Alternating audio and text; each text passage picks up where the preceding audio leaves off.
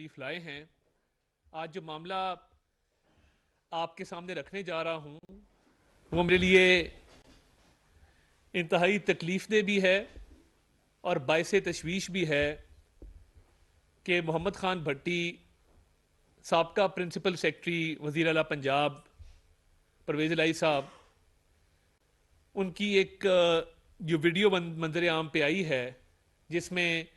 उनको देखा जा सकता है कि वो एक बहुत ही पुरसकून माहौल में सोफे पर विराजमान, सामने खाना रखा हुआ है और वो तफ्तीश के दौरान कुछ सवालों के जवाब दे रहे हैं। अफसोसनाक अमर यह है कि जो बात हम पिछले 1.5 माह से कर रहे थे कि एक जज साहब के खिलाफ सुप्रीम जुडिशल काउंसिल में 2 रेफरेंस पेंडिंग हैं। एक मियां दाऊद नामी वकील ने वो रेफरेंस दायर किया है और दूसरा रेफरेंस पाकिस्तान बार काउंसिल की तरफ से आया है और मेरे इल्म में आया है कि तीसरा रेफरेंस भी आज एक वकील साहब ने दायर कर दिया है। अब कोर्ट अनकोर्ट वो कह ये रहे हैं मोहम्मद खान भट्टी साहब कि हम इन साहब के थ्रू सुप्रीम कोर्ट को मैनेज करते थे, इनके 2 बेटे इनके फ्रंटमैन हैं और वो सारा दिन इनके नाम पे करप्शन करते हैं और हमें पीटीआई की तरफ से हिदायत ये थी, पीटीआई की तरफ से, कि इनका कोई काम रुकना नहीं चाहिए, वो ट्रांसफर पोस्टिंग का हो वो डेवलपमेंट का हो, वो कोई भी काम जो सरकार से मुतलका हो वो इनका रुकना नहीं चाहिए। और इन्होंने ना सिर्फ जब ये हाई कोर्ट में थे तो हाई कोर्ट के जजेस को मैनेज करना और पीटीआई हक में फैसले देना, बल्कि जब सुप्रीम कोर्ट में गए तो ये इस ऑडियो में सुना जा सकता है कि मोहम्मद खान भट्टी साहब ये फरमा रहे हैं कि सुप्रीम कोर्ट में भी चीज़ों को मैनेज करना, और कुछ जजेस का भी वो नाम ले रहे हैं, उनको मैनेज करना इनकी जिम्मेदारी थी और इनके हर तरह का लुक आफ्टर और इनके काम हम करते थे। और ये 2 बेटे बतौर फ्रंटमैन करप्शन भी करते थे और हमें इस बात की गारंटी भी देते थे कि आपके लिए ये तमाम जो केसेस हैं ये मैनेज होंगे। अब ये समझ से बालातर है कि एक ऐसी वीडियो सामने आई है एक ऐसे बंदे की जो अपनी फ्री विल से, जो बगैर किसी दबाव के ये सारी बातें खुलेआम कर रहा है।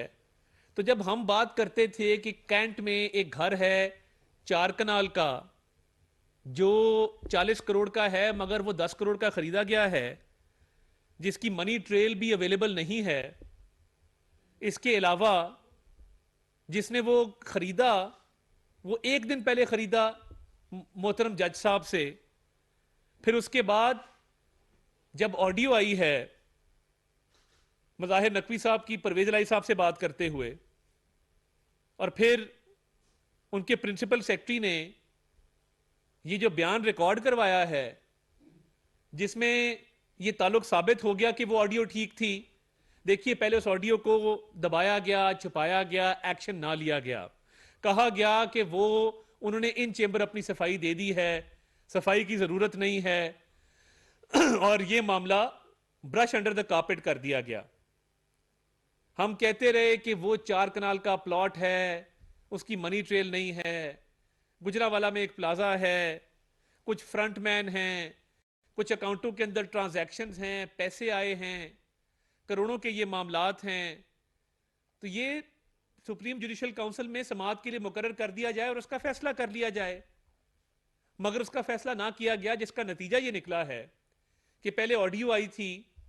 आज अब ये वीडियो आ गई है और इसके अंदर नाम लेके दोनों बेटों का बकायदा कहा जा रहा है कि वो फ्रंट मैन थे और करोड़ों रुपए की करप्शन करते थे और कोर्ट्स को मैनेज करने में अपने वालिद के जरिए किरदार अदा करते थे। तो इसका नोटिस किसने लेना है?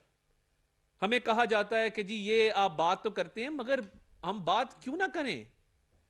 जब सुप्रीम जुडिशल काउंसिल में 3 दरखास्तें रेफरेंस की दायर की गई हैं, 3 दरखास्तें, नोटिस नहीं लिया जाएगा, समाअत के लिए मुकर्रर नहीं किया जाएगा, तो ये पूरे इदारे पे एक सवालिया निशान लग जाएगा। और वो प्लॉट के हवाले से आज तक कोई वजाहत सामने नहीं आई। कि ये 40 करोड़ का प्लॉट 10 करोड़ में कैसे लिया, और जिससे खरीदा उसने एक दिन पहले क्यों ये प्लॉट खरीदा, और जो करोड़ों रुपए की प्रॉपर्टीज हैं गुजरांवाला में, लाहौर में, उसका जवाब किसने देना है। और दोनों बेटों की जो प्रैक्टिस है 3-3 4-4 साल की, मैं खुद पेशे से मुंसलिक रहा हूं और मैं जानता हूं कितनी स्ट्रगल करनी पड़ती है। इतनी बड़ी बड़ी कंपनियां, इतनी बड़े बड़े महकमे, उनको क्यों उनके क्लाइंट हैं कि 4 साल के अंदर करोड़ों की प्रैक्टिस है, आलीशान दफ्तर है,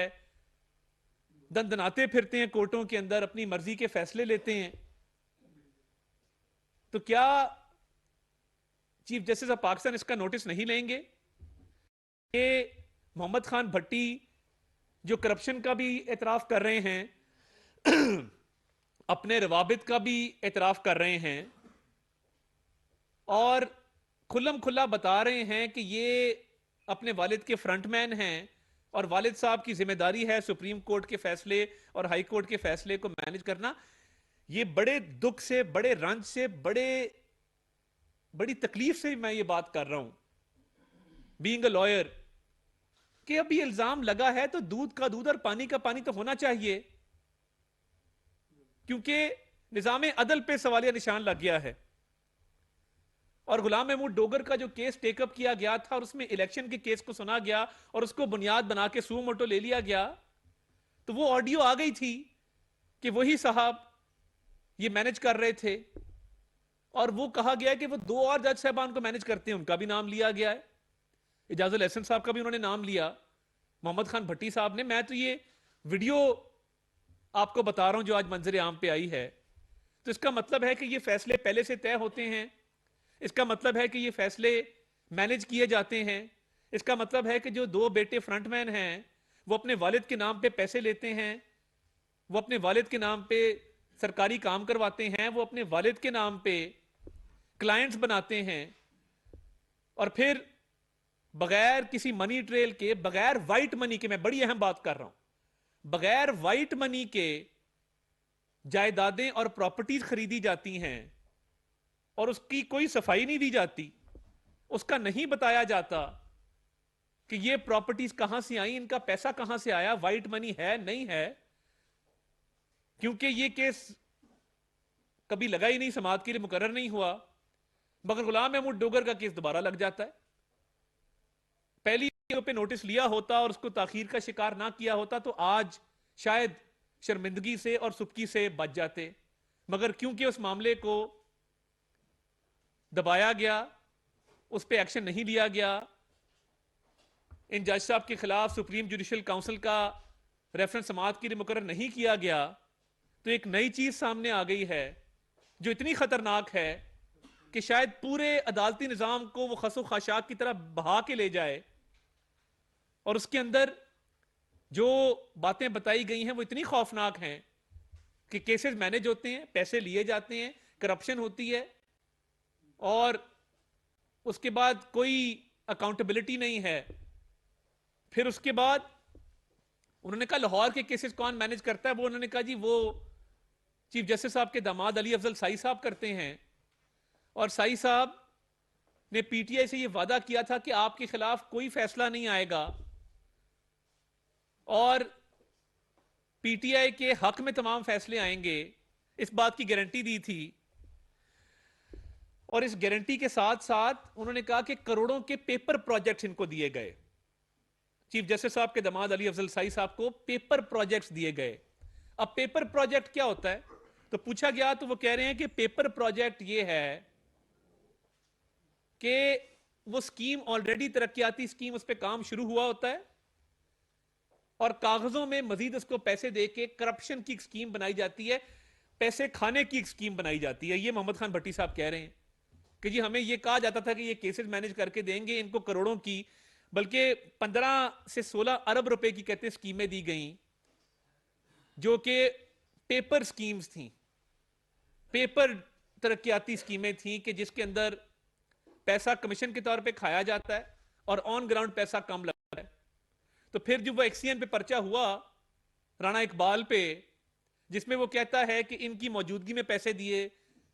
वो सारी डील फिर अली अफजल साई अपने सुसर के बिहाफ पे करवाते थे। इस ऑडियो से तो इस वीडियो से तो ये बात जाहिर होती है कि अरबों के काम भी हो रहे हैं, वजारत भी मिल गई है, और सरकारी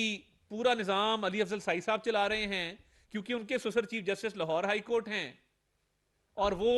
तमाम तर जिम्मेदारी लेते हैं कि पीटीआई के खिलाफ किसी किस्म का कोई फैसला नहीं आएगा, बल्कि फैसले उनके हक में आएंगे।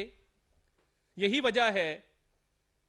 कि जब जमानतें होती हैं तो जमानत दर जमानत होती जाती है। यही वजह है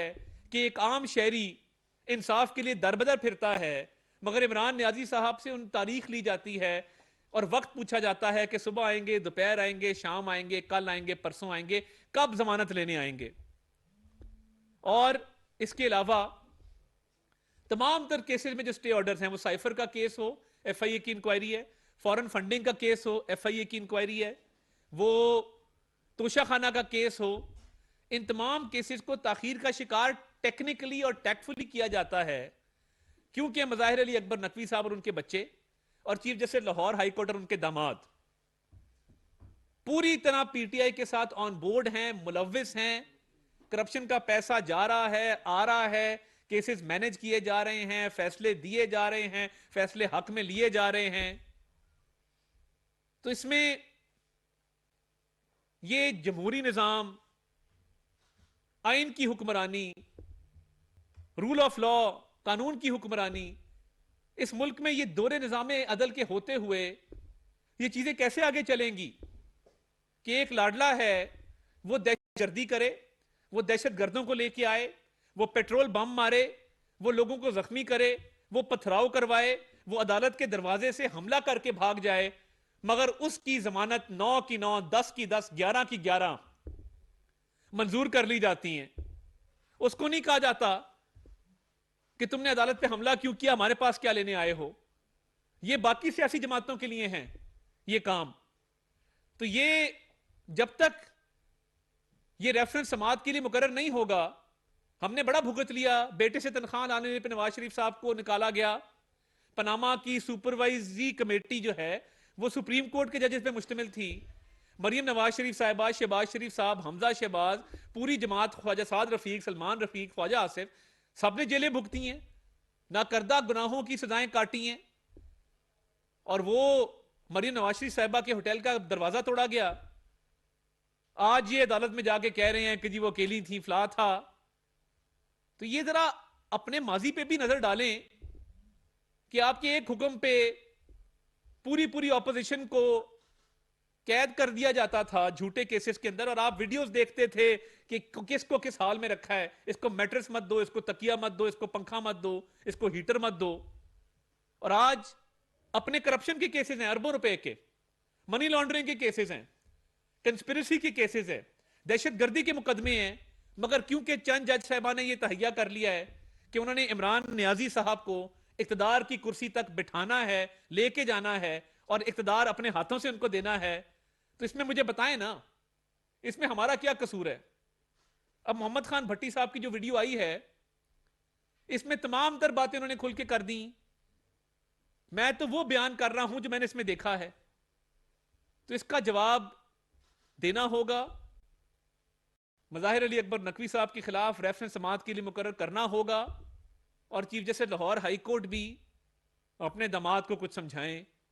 कि अदल को इतना सस्ता फरोख्त मत करें, ये बड़ी कीमती चीज है। जावेद हुसैन साहब दुनिया न्यूज़